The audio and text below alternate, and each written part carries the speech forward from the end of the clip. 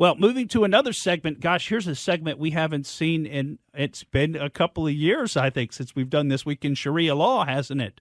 But we have a perfect opportunity over the weekend as we had a Muslim hostage taker at a synagogue in Texas. It turned out to be a Pakistani man. He was not the brother of Aifa Siddiqui, which was someone who's in federal prison now for over 80 years, known as Lady Al-Qaeda. She was a financier and a courier for Al-Qaeda who was revealed by Khalid Sheikh Mohammed many years ago and then caught in Afghanistan and got into apparently a shootout with some of the folks that were trying to take her into custody and question her in Afghanistan.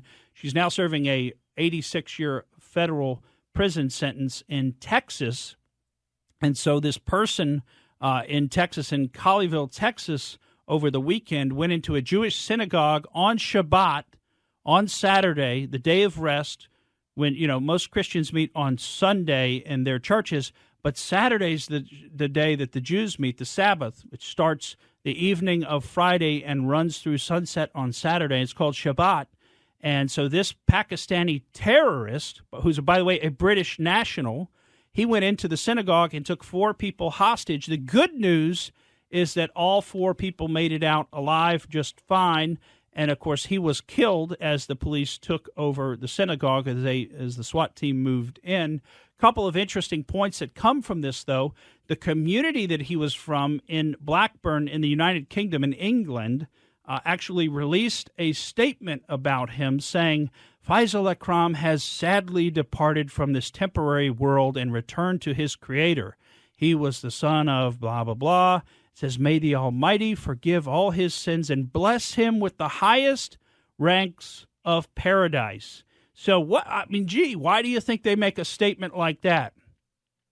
They ask for Allah to give strength and patience to his loved ones in dealing with their loss. And then they ask the local community to please avoid taking part in the sin of backbiting. And in other words, speaking ill of the dead, I guess, as though this guy is trying to say he's not a terrorist.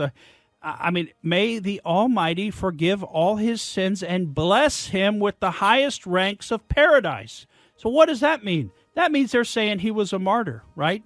He was a martyr in the jihad against the Jews, just like the Quran tells them to commit jihad, and the unbelievers. And then, of course, we got our very own FBI rushing into the scene, and they can't figure out why this guy did what he did. In fact, they're still looking for the motive. Listen here to the FBI telling you it's not what you think it is. We do believe from our engagement with this subject that he was singularly focused on one issue, and it was not specifically related to the Jewish community, but we're continuing to work to find motive, and we will continue on that path. So they're still looking for a motive, but be sure it wasn't related to the Jewish community. That's one thing they're sure about. Thank you for listening to the Morgan Streetman Show. We hope you enjoyed what you heard, and if you did, please click like and subscribe to help us out. And remember that we recommend that you exercise your brain at least once a week.